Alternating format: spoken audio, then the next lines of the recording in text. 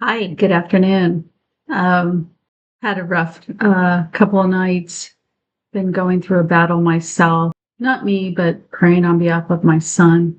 Just fighting a battle for especially one of our sons. So I asked the Lord this morning. I said, Lord, please, I'm so tired.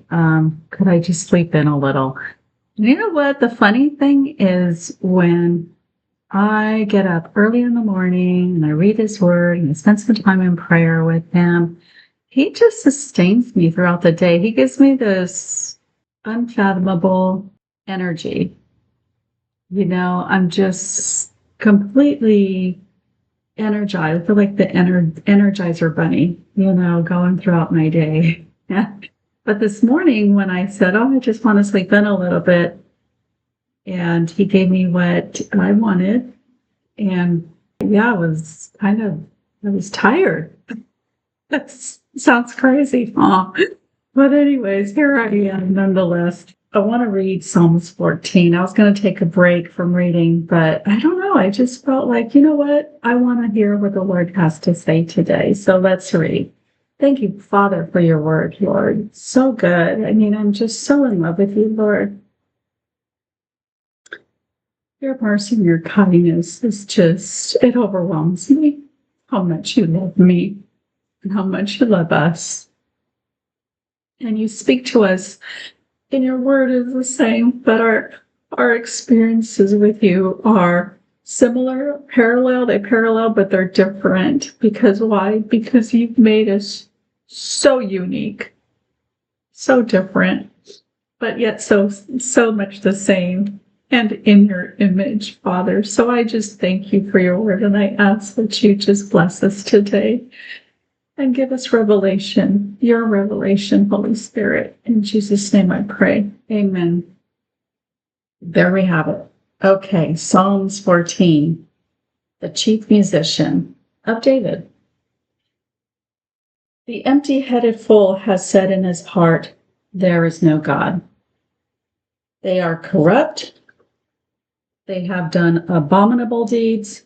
There is none that does good or right.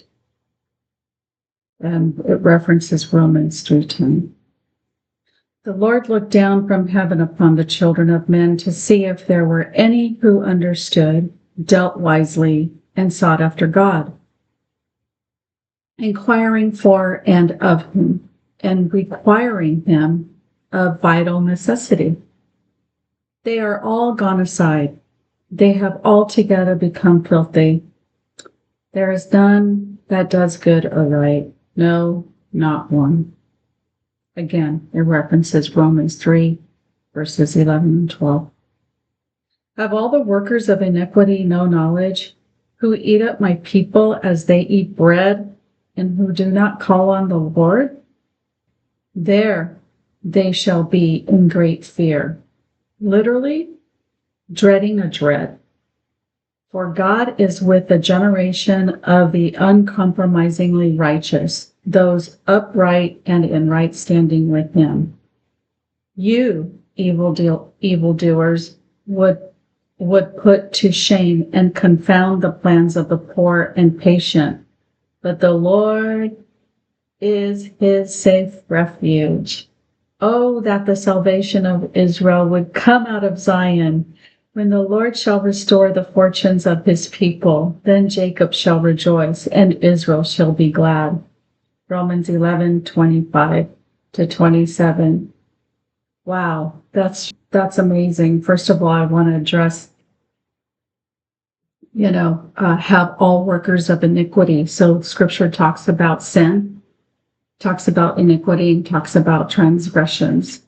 And I'll go ahead and I'll put links for you to do your own little Bible study, because nothing is like getting to know the differences. And when you're reading God's word, when you're studying God's word, it's always good to have a dictionary or a concordance.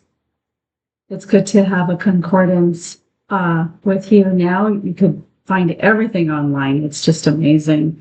So there's no excuse for you to really even sometimes it's just one little verse. It's just like it pops out to you, and it's like the Holy Spirit wants to reveal some truth that applies to your life in regards to whatever it is. So it's really good. Sometimes, honestly, sometimes I could spend hours, literally hours, in just one little verse, because what he's doing is he's purifying. He's getting into the thick of things, and saying, oh my gosh, Jeanette, I don't like this, and I'm repenting before the Lord. I'm weeping, I'm sobbing. It talks about mourning, blessed are those that mourn, and that's because we're mourning our sin. Sometimes I didn't even know what I did was wrong, right? Remember, we just read a few chapters back in Psalms where it says, like, David didn't even know he had sinned. Well, that's what happens to us because we are living in a sinful world. We were born into sin. So when we're babies and we're not taught from the get-go, even when we're taught from the get-go, later on, we still have choices. Are we going to follow culture? Are we going to follow the dictates of other people because it's the norm or because our parents told us to, and they're supposed to know what's right and wrong, correct? So sometimes they just don't. They're human too, and they make mistakes. And so, here we are today, right? Anyways, this is really, I want to address the fact that in verse 3, it says, they are all gone aside. They have altogether become filthy. We are as filthy rags. That is why we have to accept Jesus Christ as our Lord and Savior, because he is our righteousness. Without him, we're filthy. It continues. There is none that does good or right. No, not one.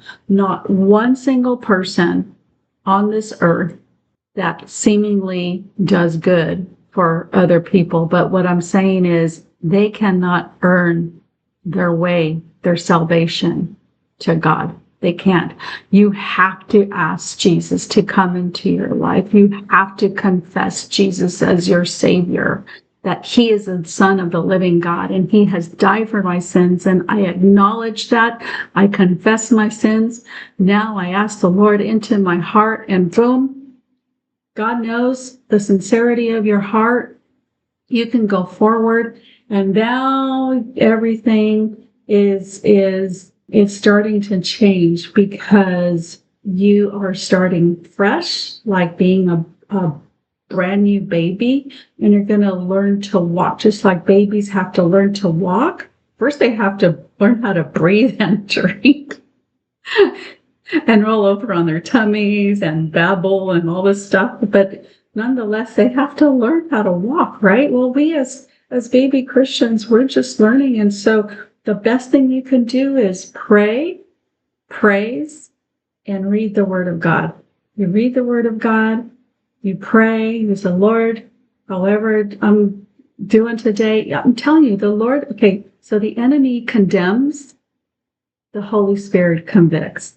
The Holy Spirit convicts you to pull all the stuff out so that you could what? So we can change our ways, so we can repent. Instead of going this way, the Lord convicts, and then we're like, bawling and saying, oh, how could I do this? Lord, I'm so sorry, and then you turn the other way and you start going the right way, right? So this is what it's talking about. It says, altogether become filthy. There's none that does good or right. No, not one. That's why Jesus had to come. That's why Jesus came and was born of a virgin.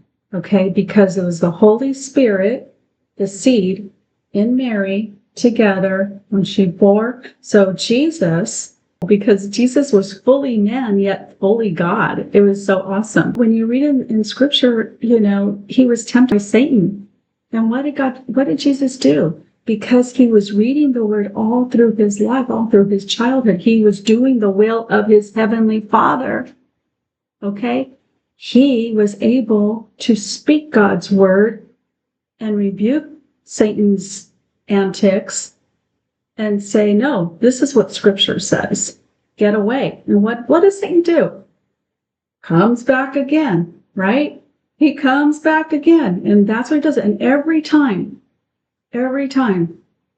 you just speak God's word out again, you say, no weapon formed against me shall prosper, and every tongue that rises up against me, the Lord of hosts, Jesus said that I shall condemn. Who shall I condemn? Whose power? It's not my power. It's Jesus's power, right? The power of the Holy Spirit, the power of King Jesus, the power of our Heavenly Father. So, but he says, I shall condemn, because I was created in God's image and I have a mouth to speak, just like God spoke the heavens and the earth and the stars and the sun and everything, the animals to come into place.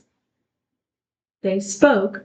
God says, I'm creating you in my image so that when we speak and we confess Jesus as Lord and Savior, okay, and when we speak against and we rebuke those things that we don't want in our lives or what people are saying about us. No, I come against that in the name of this is not what God says about my life. God says I'm wonderfully and beautifully made. God says I'm a child of the King. God says that I have the mind of Christ. I don't have this worldly whatever. No, I am God's child. And so know that it was because of Jesus. That's why Jesus had to come, is because and die, is because of our righteousness that is in him. So anyways, I just love this scripture. I don't know about you, but I'd rather be on the right side of things. I'd rather be so secure in my salvation. I want to be so close to knowing God. I want to be able to hear him in my daily walk. I want to be able, before I make a decision, or when people are saying things to me and all of a sudden, I'm like thinking, okay, are you for real, or are you just, is there the enemy talking through you, saying negative things about me, which I can refute, right? Because of the name of Jesus, because of his word. So anyways, we're just going to go, as a baby Christian, there's going to be waves of mercy and grace in your life. But nonetheless, it is a beautiful relationship, just like a marriage. That's why we are the bride of Christ, right? Because like a marriage, everybody makes this big old thing out for the wedding, which is beautiful, which is great. But what about the marriage?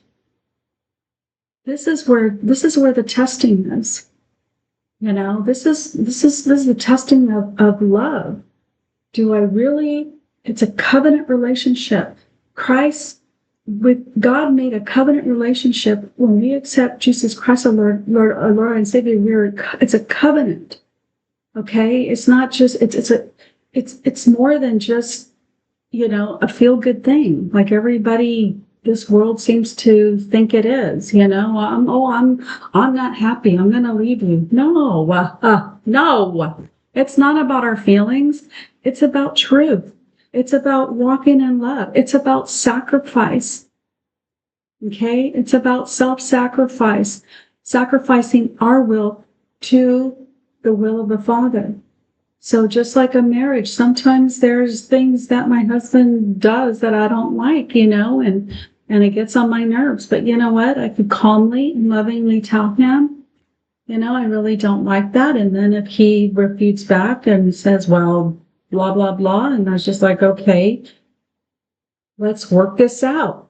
Even in script and working out our salvation.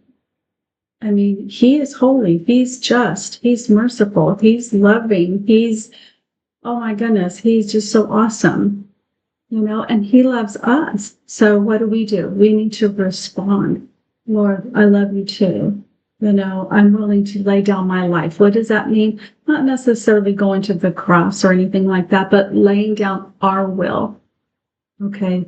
Laying down our will, our flesh. Instead of doing this, maybe spend some time with him. He wants to spend time with you. How does a good marriage function? By spending time with each other, by working out all the kinks, by loving each other, by serving each other, right? Serving each other's needs. I'm going off the deep end. I get so excited about God's word. But anyways, the bottom line here, it's always the same. And it says that God is with a generation of the uncompromisingly righteous, those upright and right standing with Him. And it talks about the salvation of the Lord. The bottom line is He's got our back. No matter what, He's got our back. So don't retaliate. Don't talk back. Just stand firm. I know it's hard going through certain seasons. Like I said, I'm going through one myself right now. But you know what? The finished work is done. It's already done. We are in a timeline. We're over here. We're believing God has done it. But because of time, it's already done. We will see the salvation of God. So I just want to encourage you that if you're like me going through something right now, just hold on to that roller coaster ride. I don't know about you, but I don't like going on those ones that drop. And sometimes it just feels like the pit of my stomach, just go drop. I close my eyes, just holding on. And that's what sometimes I have to do, even when I'm going through life and trusting God. I'm just like, Lord, I don't see what's going on. I'm holding on, but I trust you. And I just thank you. So I just want to say, God bless you. God love you. And I hope you have a fabulous day.